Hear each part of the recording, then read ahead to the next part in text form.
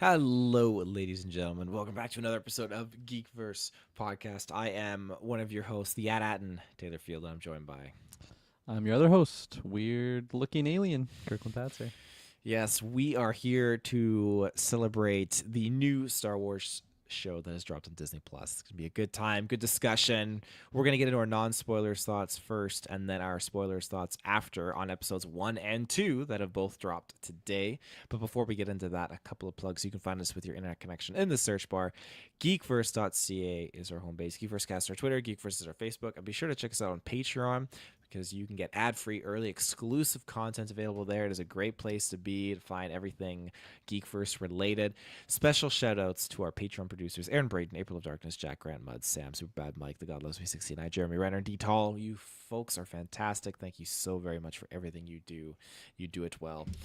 What else do we have? We have SideQuest that drops this week, where we, myself, Kirkland, and Dylan cover the predictions for the 2024 Video Game Awards with Jeff Keighley. He wasn't on the podcast, but he's there at the Video Game Awards. He was under the weather. He was supposed to show up, but his voice wasn't there. We had a whole thing. A drone was coming down, water pooling in. Yeah, lots of definitely stuff. Go check out that episode if you're curious as to what we're alluding to. Last week we also did a newscast, Kraven the Hunter predictions, and speaking of Kraven the Hunter, that will be coming your way next week, a review for that, and Dylan and Kirkland, you guys will be doing a Rohirrim, War of the Rohirrim, Lord of the Rings review as well. And then this week we're also going to be starting up Creature Commandos reviews, so we've got a lot of stuff that's popping off. It's going to be a good time. And I think Are you ready? That's it. Are you ready for all these reviews we're doing? I feel like we just did a lot of stuff, but it still kind of feels like we're in between, like, the tides. Like there was like a big wave and then like a little bit of a mellow. I don't know. Maybe I just always have that feeling as we're coming up to a new series. It's like, okay, here we go. Let's get ready for this new ride. But how do you feel? Well, I kind busy of December coming up. Well, that's just it. I kind of affiliate December with being like, okay, we're low key, we're just gonna kind of relax. But like, Travis is like, I'm gonna go on a hiatus here. Yeah, it's like last we minute gotta, too. He tells us like right at the start of December, like, oh yeah, I'm taking a couple months off. Good luck, guys.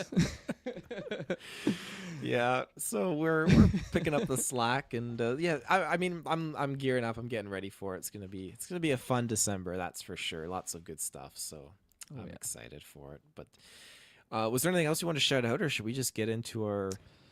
Well, I have a question before we get into non-spoilers, actually. No, but anything you nailed it all. So good job to you. Hello, Dalton. Hello, Dalton. So it's just so the listeners here can get kind of caught up to speed. Okay. Now, you have not seen Ahsoka.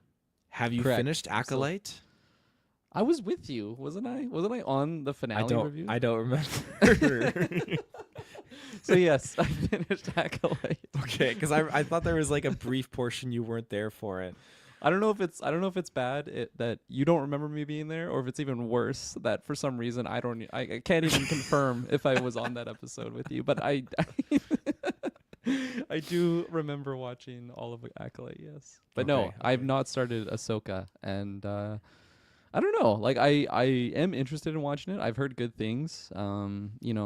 You and I are going through Daredevil, so we were talking about Rosario Dawson, and like I'm a big fan of her, so I should be jumping in there. But Ahsoka retro, Ahsoka retro, yeah. a solo Ahsoka retro for no, I'm definitely not committing to that right now at the start of a Star Wars Skeleton Crew review. But no, What else were you going to keep going with? Or is it just those two? That was it. Okay. The main thing was just with Ahsoka, because it kind of, if I'm correct, I think it has a similar kind of time period, at least with how this show kind of started I didn't really off. think and about where, that. Yeah, like, again, post episode 6, it just kind of has that kind of stuff going down. But by all means, get into your nitty-gritty spoiler-free, unless I'm skipping ahead too fast. No, you're perfect pace. Thank you, sir, for that beautiful intro. No, I mean, coming into this show, I feel like I remember watching the trailer and not really knowing too much more of the show like beforehand. Like I think I just went into it.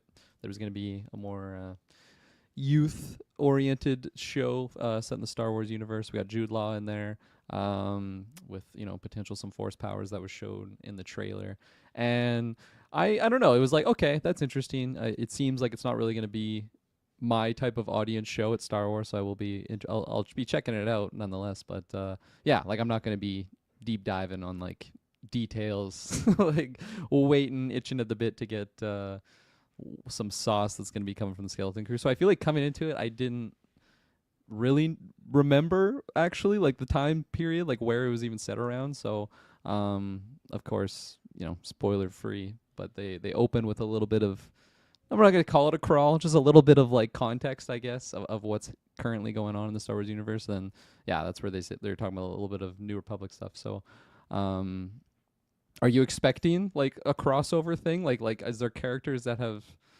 maybe I should save that for spoiler. I don't even know if there is a spoiler there though, because I wouldn't know any references. But you just mentioning that there's similar time periods.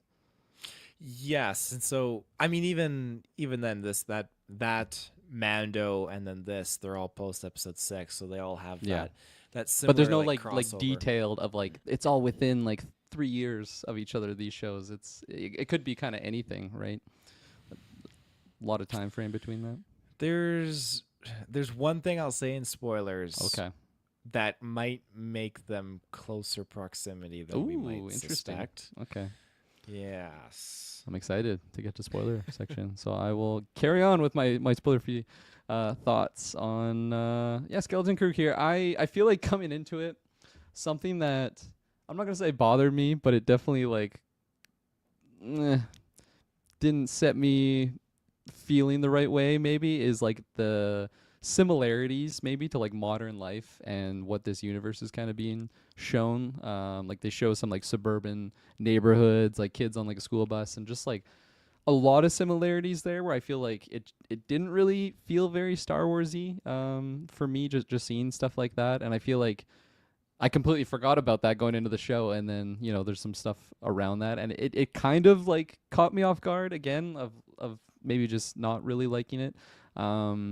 I feel like going into the show though, like with the knowledge of it being more focused for like a younger audience, I feel like maybe it helped though. Like some of our characters that we get introduced to, I do like some of them. I feel like they're pretty charismatic and they're pretty funny, and the humor around the show I feel like is actually one of the most positive things for me. Like I feel like some of the characters are just naturally funny with each other. So that was a little bit of a surprise in the right way, but a lot of like the story stuff, I don't know. I I feel like I'm not really caring like what the mission is right now. I don't know if that's too harsh, but like I maybe would have hoped for more from the first 2 episodes of like really being interested in what the mission's gonna be for the adventure. But it just seems like it's gonna be, I don't know, like these children just kind of on a space adventure, and I don't know. I'm maybe they'll surprise me in future episodes, but I think I would have wanted a little bit more of that in at least the second episode. Um, but yeah, I don't know. But I like the music. I like some of the world building things that are going on. I don't know. I don't want to say too much because I do want to kind of unravel more specifics of what's going on. But I think my expectations are kind of met for what I was expecting, and like what ended up being my overall thoughts on these first 2 episodes of just, I don't know, not really too high, but definitely not failing. So it's not horror, yeah, like horrendous or anything like that. It's passing so far. Maybe I guess I can say that, but very curious what you were thinking on these first 2 episodes. So, yeah, getting into this, I was a little bit apprehensive because I was not entirely impressed with the representation of like the city life and all that kind of stuff. So Mm-hmm. that was kind of a deterrent. Getting into it though, there were some things that I was actually enjoying, and I could tell they were really going for certain kind of themes, and it was just actually like, okay, there's some kind of little bit of magic here, and something that I'm really kind of game for. but then the main child actor, I'm they're kids, and I don't want to say anything kind of rude, but he's Fucking fucking sucks. annoying. Yeah. He's just, I'm so sorry, and it's not you. You're a great actor, little kiddo. You don't have to But lie to man, him. You don't have to lie to him just because he's a it's, little it's kid. the I think it's just the writing of his character, and this isn't a spoiler, but it's like, don't push anything, He's don't better than his touch dad. anything. He's better than his dad. Yes, I'll Madison give was you like, that. yeah, his dad's a terrible fucking actor. That is terrible. Okay, sorry. Wham! Yeah. Yeah, just terrible. Um, but yeah, it's just I think That's gonna be the new guy. Yo, they just need to refine some of the writing a little bit. I think because yeah, Wim, I'm just not jiving with him. That being said, the first bit of episode 1, I liked his character, and then the ending of episode 2, I liked his character. But then there was this whole bunch of stuff in between, in the middle, that I really, really just don't like. And when we Yeah. get into spoilers, I'm gonna highlight just this shit he keeps doing and saying. It's like, fuck, he's annoying. Yeah. Excuse me. You're Fern excused. Fern is pretty cool. All these so far, the other kids and stuff, like I'm jiving with them. I think they're pretty cool, and I will say that there's little like subtle musical cues that are like reminiscent of old Star Wars pieces, but then a little bit of something new, which is a lot of fun. And I think that overall this show might have a chance at kind of cementing itself as its own kind of identity and its own little thing. And it's nice that they're exploring a little bit more of this world that is beyond episode 6 and before episode 7, especially being a little bit more pirate centric, like adventurous out there. My closing thought, and then all spoilers here, is that where the Star Wars movies and shows and all that feel really heavily like, hey, it's so easy just to go from point A to point B, and like everything's intertwined and connected and yada yada yada. But to be in the perspective of this show, it's like, wow, like things are vast, and it's actually like if you don't know what you're doing, you can get fucked up pretty easily in the Star Yeah. Wars universe. So Yeah, think I it's like cool. that little showcase that they had there. That I feel like Star Wars doesn't really do that, and it's always kind of been, I don't know, kind of a funny thought of like Star Wars is so expanse in the sense of they go into like hyperspace and they're going like across galaxies and then they go on the planets and it just seems like a city, right? That they're on like there's not really other areas on the planets themselves. So I feel like in a way it makes the universe feel really small in those worlds because every time they're going to a new world, it just feels like they're going to a different biome or something like that, and it doesn't feel like it's that far away because we just hyperdrive there. Yeah, I like that moment. I think it was episode 1 where they just kind of looking off into the beyond, and yeah, it was, I don't know, just really putting things into perspective. Yeah, yeah, absolutely. Dalton Talar says, honestly, I had no idea that the show's coming out today. I don't think you're the only one. Yeah. um, I got nothing else spoilers wise. Do you? Um. No. Let's just No? get it into the Okay. nitty gritty. Let's get into People it. came for. People came Would you for it. recommend the show actually, Taylor Field? I would ask you. Off of these first 2 episodes, I would. Yeah.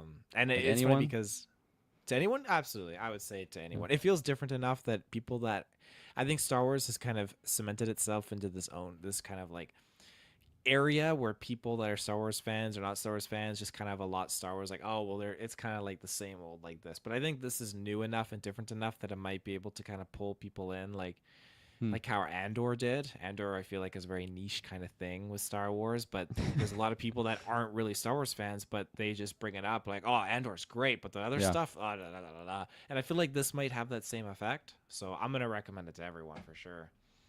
So Andor and this are very Andor, similar. yeah, basically like carbon copy. Uh, I'm just thinking of the scene with Andy Serkis. No, can't swim. And I these don't little think kids. Wim probably With can't fucking swim. Wim. Yeah, Wim can't swim either. Oh man, that's so funny. Okay, yeah, let's get into spoilers. All right, we'll be right back.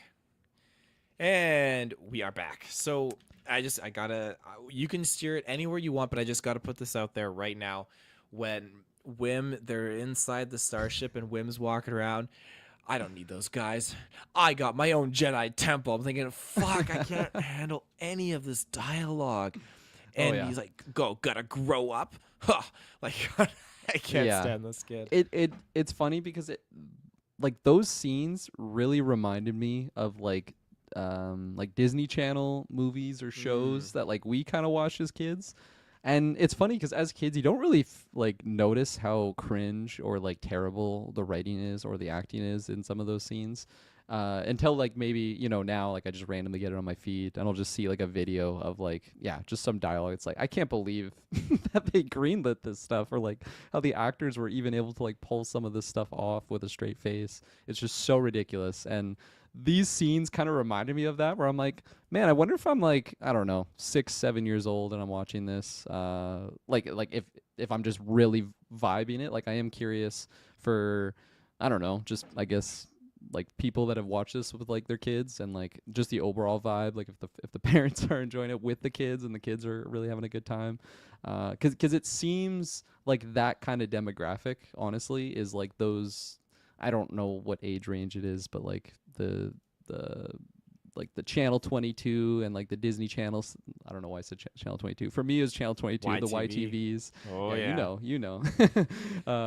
And just I don't know, like around the 10 like age group, like plus or minus a couple of years. I'm bad with kids and identifying what kind of age range it is, but that's just kind of how some of the dialogue feels, and even with like the adult characters. And I feel like that's when it's like, oh man, the writing is really bad, but it's also like not that standouty with like just some of the things that are happening. I'm not sure, and I think that's why like I give some of it a pass because it just seems like everything is kind of set for that kind of I don't know, age range. And like I don't know, like I don't know if it's just like a cheap pass because it's just like an excuse for like passing it, whereas like I'm sure you can write really fantastic stories like with really good writing for all age groups. So that's where like I don't think this show is like hard capped in the sense of like it could only ever be like a 7.5 out of 10 max. Like I think for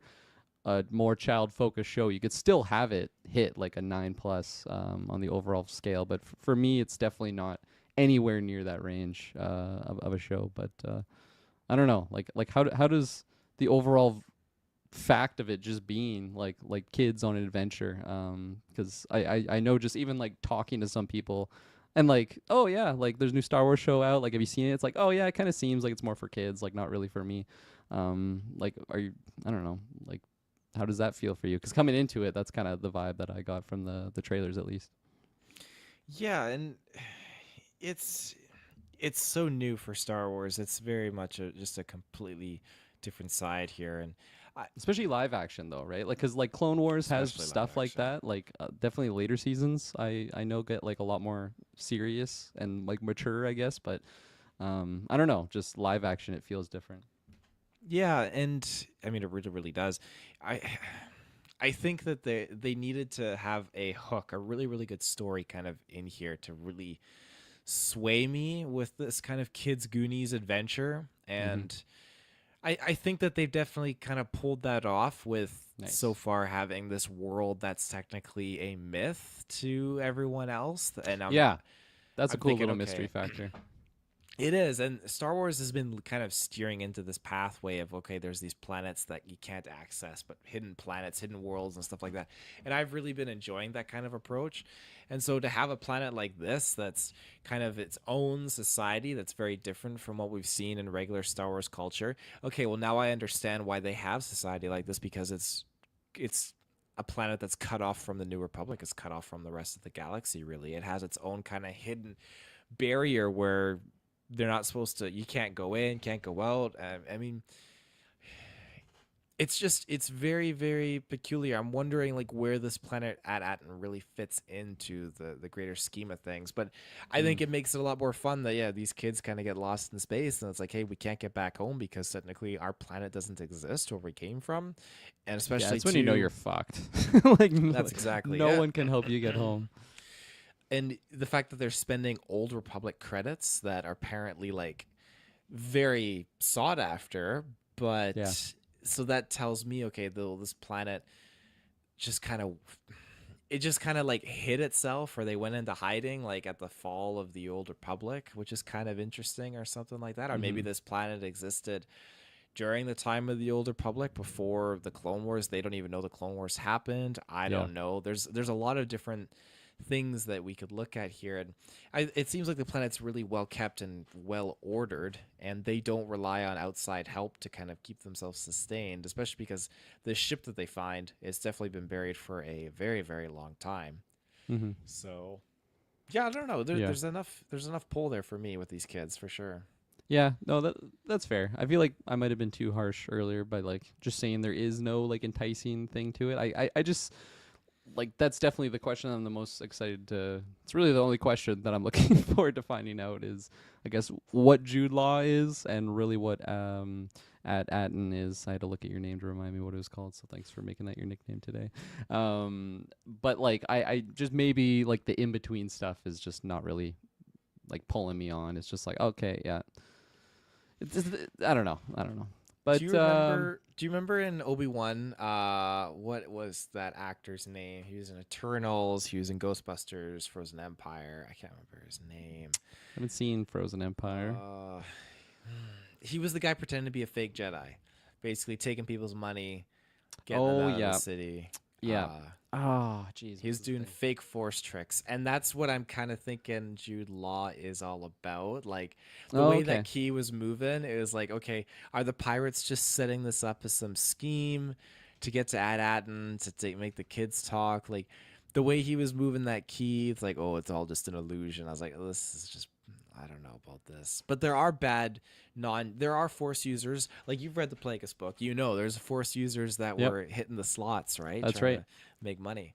No, that's true. That I'm glad you brought that up actually. 'Cause I just feel like it would be way too convenient that this is just like a Jedi, and it would be a lot more interesting if it's just someone that's able to kind of manipulate the Force for their own personal gain. And I'd kind of hope for like a setup like that. That Jude Law is just kind of like if there is some great treasure, whoa, if there is some great treasure in at Atten, that's because it's kind of being set up like Atlantis, right? Like it's just like Yeah. a hidden city, or Shangri-La, I guess is another example of that. And I'm curious what that treasure might be, and I would like if Jude Law is just knows about it and wants to kind of use these children to take him there so that he can just take the wealth or whatever for himself, just to be a total shyster. I want that. I feel like that'd be interesting. 0% chance he's a Sith. Yeah, he's Darth Just red. Plagueis. Yeah. He's Darth Plagueis before he was really creeping behind the curtain. Uh, oh my gosh, that's great. Oh, you had mentioned something else I wanted to add on to, but Obi-Wan, fake Jedi, fake Jedi. I can't remember, but slots. I guess slots. Yeah, just mentioning what Ad Atten is with the I guess the secrecy about it and how it's just all kind of like ran by droids, which is interesting. And you have these droids that find Wim's father. I should pull up the cast so I know their name. Wendell is his name. The great Wendell. Man, I'm not a fan of Wendell at all. He's just a terrible dad. He's such an asshole to Wim. But in that specific scene, though, he's kind of in the restricted zone, and those bots are looking pretty sus. Any I don't know, like who could be running at Atten and like controlling these droids? Is there someone of relevance or relevance? Relevance. Relevance. Thank you. Well, the only person that we have of, I guess, a superior position is Fern's mother, who was at the school talking about how, oh, you take your essay and then you'll be divided up Right. into career paths, yada, yada, yada.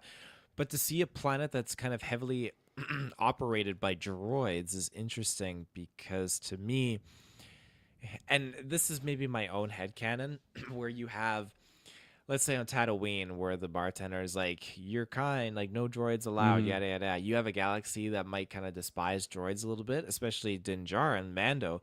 I mean, he hates droids because of the Clone Wars. The Clone Wars just has the droids being this murderous, like slaughtering uh, Right. war faction. So you have a galaxy that's really not fond of them.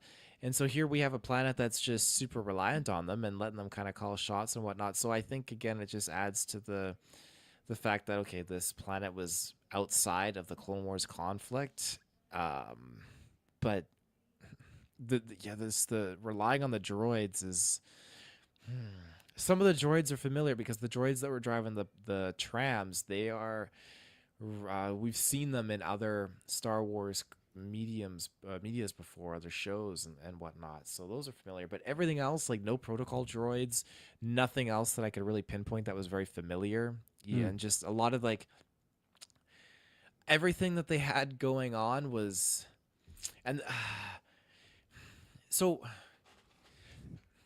this is how do I word this, there was a lot of Jedi talk and a lot of Jedi mention, and I think that was two things because and this is kind of detracting from the droids a little bit, that was to kind of help us cement the idea as the viewer that okay, here's Jude Law using the Force, you need to think that he's a Jedi. And I think that all this subliminal messaging that was kind of put into these first two episodes was to kind of steer us into thinking that when we see him, but we're not the GA, we're something a little bit beyond that. Oh yeah, So we're but beyond that. we're beyond that. Now you have these files and everything that Wim is looking into that's just it's weird because some of the stuff I was trying to look at and I can't translate what the text says, but there's some of the photos where you see a Jedi holding a green lightsaber, what looks like a Rancor. I'm like, okay, well Mm-hmm. this looks like a Return of the Jedi sequence here with Luke and the Rancor. You see a few other things that are kind of similar too, but at its core, you see a lot of stuff that's just Jedi doing different ceremonies, different artworks, different things like that. I'm thinking, okay, the Empire, this would not be allowed. So again, another fact that okay, this planet has been existing on its own, and I think that this planet is just kind of having a higher connection to the High Republic because it's it was detached and not available to the Empire. Like if they were talking about Jedi and had all this researchable documentation on Jedi and Mm-hmm. their religion, God, my freaking throat. Then I think that the Empire would have came in there and squashed it. So it's again another thing just to see that this planet Yeah. is kind of standing out on its own because it does have access to Jedi. They know about Jedi temples. They know about like the Jedi culture. They know about the Force. They know all of this stuff. Whereas no one would even whisper the Force afterwards because you got Inquisitors coming down on you, just Right. ready to Yeah. execute you, right? So It's interesting, even like how they would have gotten a lot of the details of that if they are so isolated, right? Like no ships really in or out of the planet, which I don't really know how they are able to achieve that super easily. But and they just just talk about the because they don't even talk about like going into space. It's just what is it? The barricade, like went out past the barricade. That's against the law. Whatever the yeah. robots countered with. Um, and I don't know, like it almost seems like a Truman Show type situation where it's just like this is like the world that people are living in, and then stay in the barricade zone. But I mean, the children got out pretty easily, so um, definitely feels like a planet. But it seems like a really hard task to stay isolated like that, even well, especially after the Empire takes over, right? Because they would have been just kind of taken over the whole galaxy, one little planet at a time. And Mm-hmm. I'm curious how they're able to stay, just so hidden. So this is kind of like detouring over more Detour. with the intro of this episode, we get obviously it's Jude Law wearing a mask and a helmet, and they were trying to hide that. But he's the former I leader of see this crew. you. I Oh see yeah, I you. see you. He was the former leader of this crew, and then he is like, "Oh, we got credits in this vault," and that was clearly not the case. But what's interesting here is how spot on this was like A New Hope. Did you catch that? Yeah, definitely. I The like reporting. the I guess docking, whatever the hell you would call it, with just like the claws coming in. It actually felt like very orcish in a weird way, like very Middle Earthen. The way that Helm's Deep, they have like those big ladders that go up with the claws. It was very similar space type representation of that, where it just comes in through the hull, the breach of the hull there. But definitely the opening felt very very similar with even just like the music. Like there's no talking really. It's just a lot of like people moving and then the blasters come out, and then the one alien gets it right in the eye, Oh which yeah. what a tough son of a gun, just gets right back at it. Especially, it just feels like anytime anyone gets hit by a blaster, it's just like a one shot kill. It just like paralyzes them. But that guy just took it right in the eye, and then like focused with the other eye, and then killed his attacker. Very very impressive. Pardon me, impressive. Yeah, that's right. And when you get past like the boarding sequence and they start like they're holding up the one New Republic officer and they're talking to him, they're like, what does he say? He's like, we're like a cargo ship on a something something mission to so and so, and then he's like, if you're a cargo ship, then where da da da da da da. Da. And it's very much the same conversation reskinned from A New Hope, Yeah. where like, oh, if you're an ambassador ship, where's the ambassador? Da, da, da, da, da, da.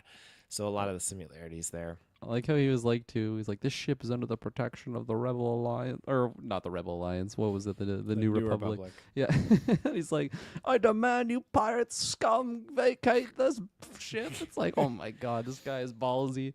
He's like getting strangled. I order you after they've already like breached the hull They and murdered everything. everyone. Yeah. Murdered everyone. And like if they leave, like you're fucked. There's a massive hole in the side of your ship. Like you are just yeah, no, I found that sequence kind of funny, but it was still like good nonetheless, like the setup of kind of all the action that was going on. Yeah. All the blaster Yeah. fire and everything. Yeah. He definitely had no pull. No freaking pull. Jeez Yeah. Louise. But that was a pretty cool sequence. Satine was going livid because when I turned it on, Madison, she knew it was coming, and Madison's like, "Oh, maybe we should skip this or mute it. Like, I don't know if this is gonna be kid friendly." I'm like, "Madison, this is a kid's show. It's gonna be fine." And yeah, Like, just the pirates. motherfucker! Oh yeah, kill these cocksuckers.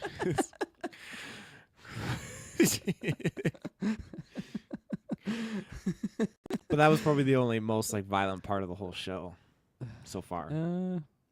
Yeah, like what is it? Episode 2 when they go to the pirate world. Like I don't know, it's like mature for like youth mature. I would say, and I think that's something that I was kind of curious about is like how far the show is gonna go, like in that direction of just I don't know, violence or like mature subject matters, for lack of a better term.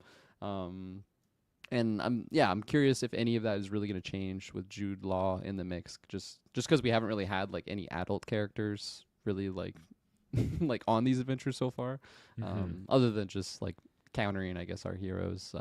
We got the what is it, SM-33? Is that the I think you droid? got it. You got it. Yeah. Which I really really love. I love like the pirate aesthetic. I'm big Pirates of the Caribbean fan. Shay and I are going through those movies right now, and I liked how we have like a pirate droid he's got like the one eye as if it's an eye patch, and he's just I don't know, he just seems like an old like brawler, especially when he comes out arms a swinging on that pirate planet. But I like that character, and but yeah, no, I'm just curious maybe what extent of violence the show will really have. But I think you're pretty dead on of your assessment of like the beginning section being the most intense, maybe, or like mature in that way of violence. And I don't think it'll really go beyond that at all. Yeah, I agree. I think it'll kind of stay in that kind of realm. I mean, even at the bar on the I can't remember the name of that planet, the asteroid, the pirate kind of facility, it got a little bit violent, kind of. Like when SM-33 was fighting more so, but nothing super crazy. Yeah. Yeah, depends where we get to in the final episode, and yeah, what Jude Law is really capable of. Do you think we're gonna Murders see a his children. lightsaber? Yeah, takes her ship. Lightsaber. Yeah. Yeah. Really? Yeah. I think we'll see a lightsaber. I don't think Jude Law is a Jedi to the like classical sense, I guess, of the word. I don't know if there's another sense of the word in this stage of the universe of Star Wars, but um, I think lightsabers can pop up every once in a while, and especially somewhere like at Aten, right? Like if there's already it's not a Jedi ship, right? Like it seems like it's a pirate for sure. If we have SM-33 on there, and his previous owner was a pirate, so yeah, I don't know. That's just a guess, though. I don't really have anything really signifying that. That's a good guess. What about you? It depends on how At-Atten kind of fits into the whole thing for me, and if there are Force users there and whatnot, and I'm just kind of unsure. I'm unsure if we'll see a lightsaber in here. I mean, yeah, I'll leave it at that. The tie-in to the timeline that I wanted to highlight. So, do you remember in Yes. Mando season 3? I can't remember his name, but he's the guy with like the pale white skin. He's an alien. He was working for I'm just picturing the alien on what is it? Dagobah? No, Yoda. not Utapau. Greetings, young Jedi. There's Is no that the war guy? here unless you brought it with you. That guy. Is that the guy? Well, it's like where Grievous fights. Is that the planet? Yeah. Okay, I Utapau. can't remember the quote, but Utapau's I'm sure you did it flawlessly. different alien. This guy, he's Gorian Shard's henchman in Mando season 3, and Gorian Shard was the green swamp monster, and his Oh, okay, henchman yeah, was the guy on the streets with right. like he has like a couple points on the sides of his face, Mm-hmm. and yeah, kind of like tangy paley-ish skin. Can't remember his name, but he ends up escaping, and he is present here. So we know that Okay. he's I was gonna say he looked familiar actually. So there you go. yeah, he's jumped cruise. So now he's working from Gorian Shard to Wolfman, which I wish this species has appeared in other Star Wars mediums. I'm pretty sure it was in A New Hope. I actually saw one Oh, of these okay. creatures. Actually, I'm gonna pull up a picture of that just so you can see, because the Yeah. Wolfman's absolutely terrifying. Yeah. Really. I think niche species in the Star Wars universe. You don't see them often. No, you really don't. I'm pretty sure it's only really in A New Hope. Oh yeah, totally. The Yeah, red in the eyes and bar. everything. Yeah. Oh, that's terrifying. I like that image. So yeah, there you Yeah. go. No, he's a cool looking dude. Looks like a bad motherfucker. I think that's one of the strong points that the show has too, is just the variety of aliens, and I think that's something that people Yeah. really crave and want in Star Wars in general. Like, yeah, we need aliens, and this show delivers on it. I'm hoping we see some Twi'leks. Ooh, like dancing. Yeah, let's just go to the clubs. Jude That's Law's where Jude gonna Law takes the kids. take these children. Yeah, Take a stop. Make a I know a stop here. place. Oh my goodness. It's funny though with SM-33. As soon as he spoke, like I pulled up IMDb. What's the chap's name? Nick Frost is the voice of SM-33. When he was speaking though, I swear I could hear our our bad boy Boba Tamura Morrison. I'm like, man, this guy is just fucking in all of these Disney Star Wars projects. They can't get rid of him, but it was not him, but it's a very similar voice. I guess just the piratey type accent that he was going off with. That's funny. I did not detect any Tamar Morrison. No, I he did just not haunts my mind. with his pearly whites. I did not detect Nick Frost either. That's actually really cool that he's in there. Yeah. What else was I gonna say? Oh yeah, going back to episode 1 and Wim's just god awful father. Just no time for this child. The scene when Wim has like a hard day, hard day at school. His mom's just gone. I'm assuming dead.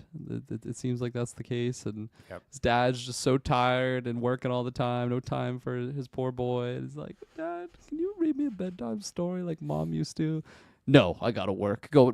Just like shuts the door, and he's just like expecting so much from poor little Wim. Like, you're gonna get 100% on this test, and I just expect you to have my job where I'm working all the time and have no fucking time for my boy. And even just the actor, the way that he was like pulling off some of these lines, he just felt like a robot. Like, I don't know if that's gonna be well, it doesn't seem like it's gonna be something that's gonna be revealed that he is just an android the whole time, but he very much feels very robotic like in some of the deliveries that he's spitting off. And yeah, I am not a fan of this character at all, and I don't even blame Wim for running off. Maybe I blame him for kidnapping like his friends and that have like a healthy relationship with their families. Like poor little what's his name, um, Neil.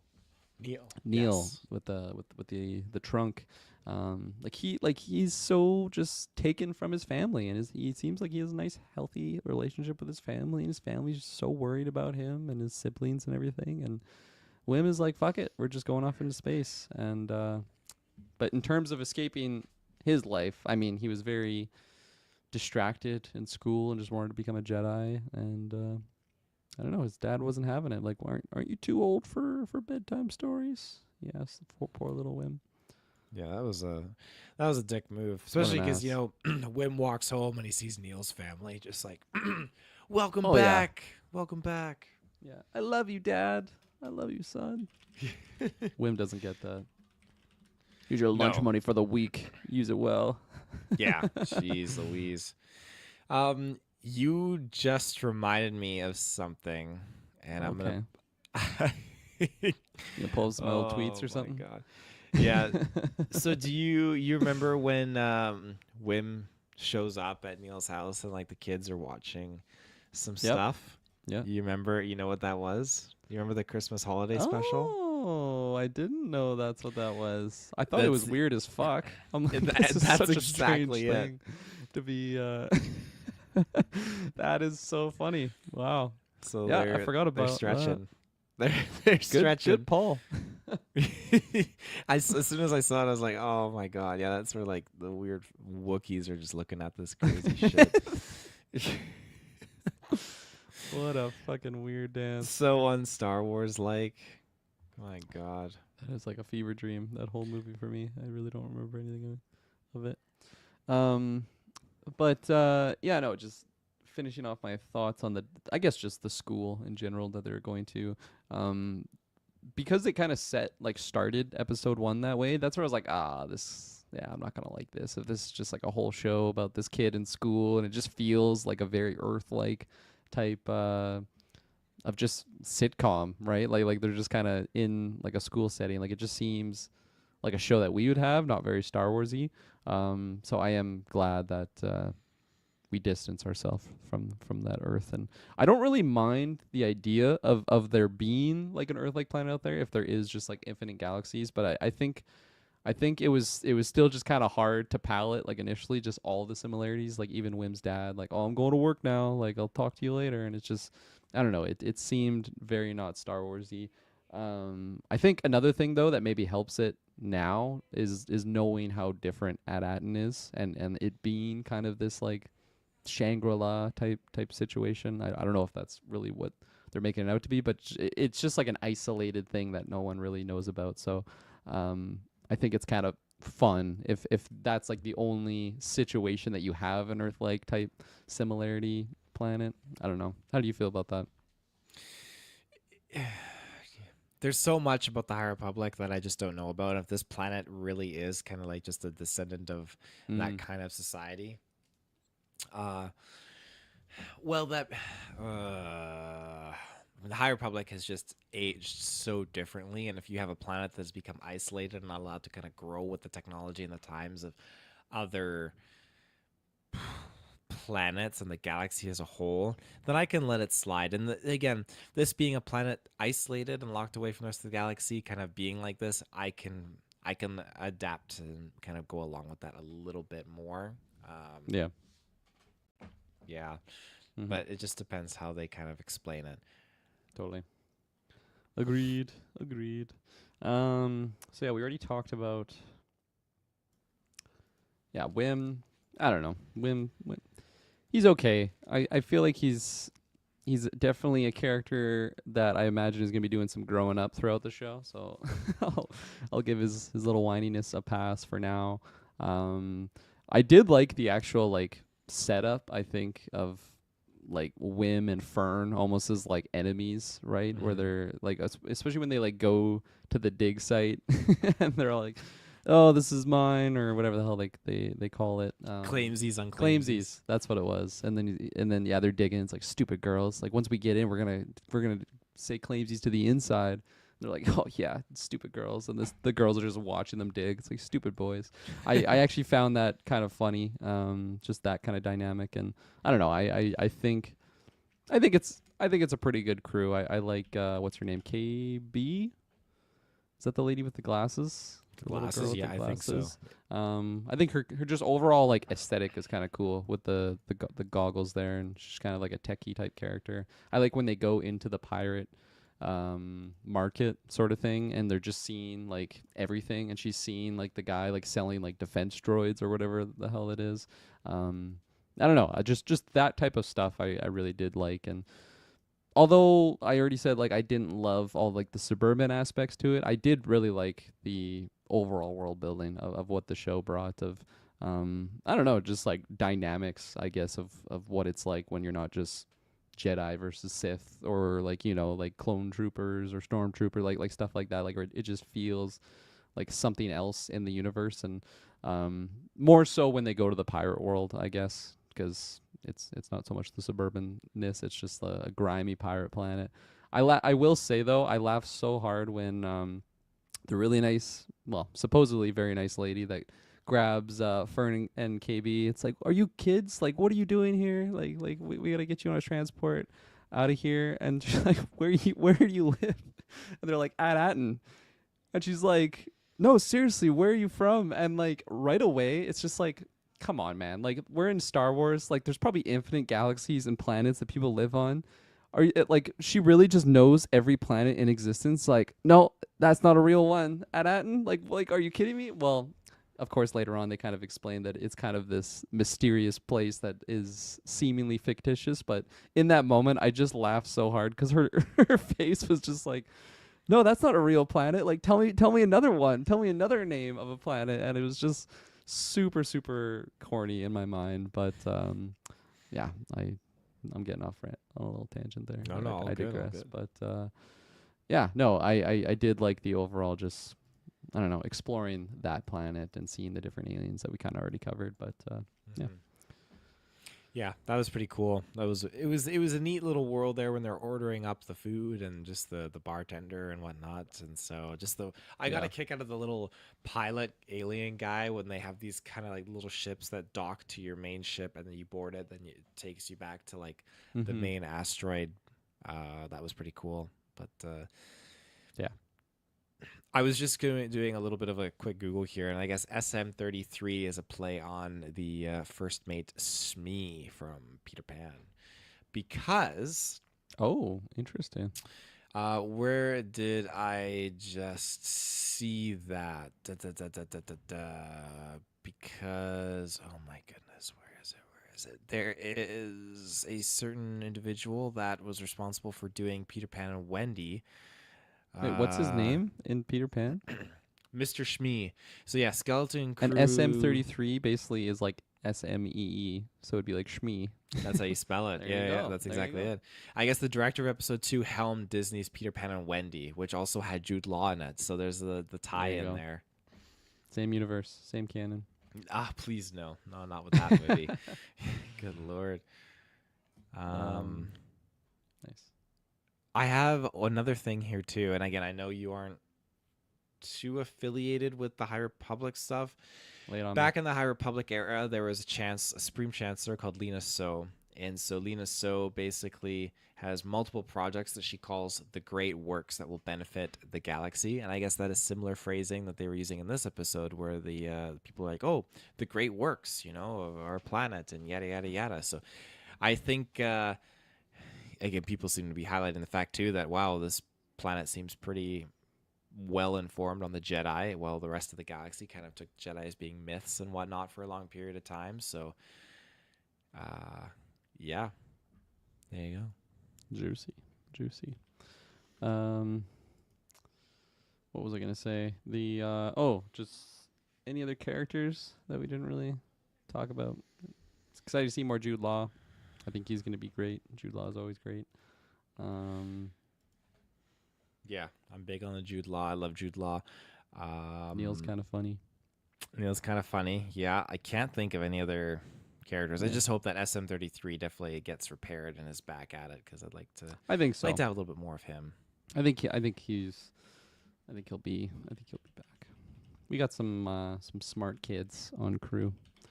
The techno kid, techno whiz, whatever, the whiz kid, whatever that one character's from The Whiz X-Men's Kid. called. Whiz kid. Thank you. The one with the Did it for you? glasses? What? Like the Whiz Kid, the one with the glasses? Or I was just saying we had some. I was just saying weird words. I was saying we got Oh. whiz kids on the crew. That Oh, can Whiz repair Kids, Whiz Kids. SM33. Oh, I got it. Okay. I apologize. What's the confusion? What's the confusion? I think I've said everything I need to say. Yeah, I think we covered it. Again, there's a lot more that they kind of got to unveil. Oh. Oh, Sorry, I just remembered. What do you think happened to that initial like robbery when he pops in and there's just one coin? Is that like significant at all? Is there a Joker like Dark Knight style? Just robbing these vaults and it's not about credits. It's le- about power. just leaving one credit. I don't know. It just seemed like something of like, oh, this is going to be a setup for something, but I don't know. Or is it just Well, they're transporting one fucking token?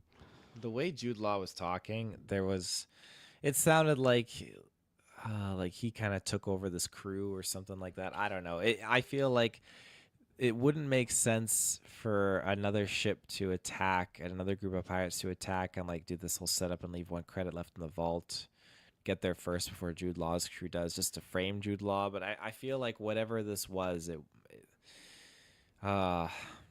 it's either him being a poor planner and a poor executionist, which I hope not. I hope he's not.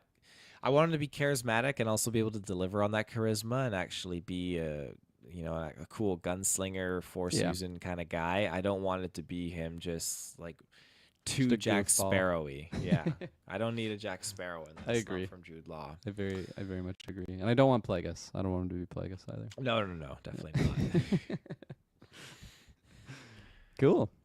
Yeah, I think that does it. So we'll be back next week with more Skeleton Crew. And we'll Is see it what all Monday these kids- next week? Or is it No, Okay. and thank you for bringing that up. Yes, that was just Monday for the release of these first two episodes. It's going back to Tuesday, and I'm pretty sure they're just sticking with the 6 p.m., which is absolutely wonderful. I love it. That is very nice for us Nice. because it's like, I mean, it's gonna be tricky to see how these episodes do moving forward, but I think that they're probably going to be doing 30 minutes, roughly 35 minutes, because Yeah. we had a 40-minute and then a 31-minute. I imagine like the finale would probably be like a 40+ minute. I would be underwhelmed if it's you open up that finale as 29 minutes, but I guess we'll see how the show's going by then.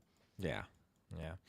Well, all right then. Thank you, ladies and gentlemen, for tuning in. We'll be back later this week, and we'll see you in the search bar. Have a good one. May the force be with you. Always.